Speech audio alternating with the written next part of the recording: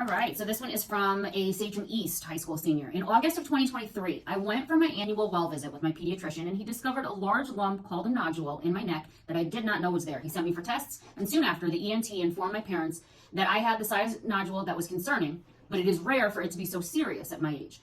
We agreed to have surgery and remove half of my thyroid, which would also remove the nodule. The hope was that the results would come back benign and I would not need to take thyroid hormone medication since the remaining thyroid can make up the difference. But unfortunately, following the surgery, we learned that I have papillary thyroid cancer and would need to have a second surgery to remove the rest of my thyroid. And this also meant that I would have a recognizable scar on my neck in the shape of a large smile and take a drug called levothyroxine for the rest of my life. The second surgery was also considered more dangerous as other organs and my vocal cords could be affected. All of this occurred as I was starting my senior year of high school. So instead of planning for the prom, senior trip, and making memories with my friends, I was speaking with doctors on a regular basis. The second surgery went well, but both surgeries required me to wear a drain afterward and took about 2 weeks to recover each time. So after the second surgery, I learned that there were signs of residual cancer and it was recommended to undergo radiation treatment. This required me to go to the oncologist 6 times over 2 weeks for treatments and have to isolate myself. The hope is that after ablating the remaining thyroid tissue, I can put thyroid cancer behind me. The bad news is there could be negative consequences of having radiation that can lead to other cancers in the future. Plus, I'm dependent on the medicine for the rest of my life.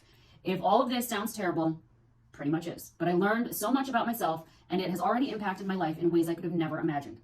I was always a very good student in school and enjoyed learning. Once this started, I became obsessed with studying everything about it and became quite the expert. The doctors treated me like an adult, and I felt like I was part of the team making the constant decisions, which also includes regulating the medicine I am taking, which takes months to find the right dosage. Many people recommended that I speak to a therapist because my calm demeanor made them think I was hiding my emotions, but that was not the case. I treated what was happening to me as I would to anyone I cared about. Get the most information and make aggressive, good decisions to attack the problem. People can only wonder how they will handle adversity or challenging situations. I now know that I'm not afraid and much tougher than I would have thought. I have to get my blood checked regularly, and even the phlebotomists tell me how brave I am.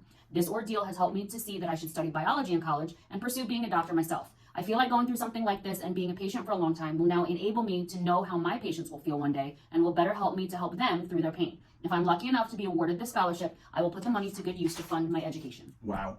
So impressive. I had cancer when I was a senior in college, and I was overwhelmed by it. I can't even fathom having cancer in high school. Responsible girl. Yeah, and that she became so educated with what's going on with it. I'm in awe. I really am. I'm speechless. No, definitely she stepped up and really saw it through. So awesome.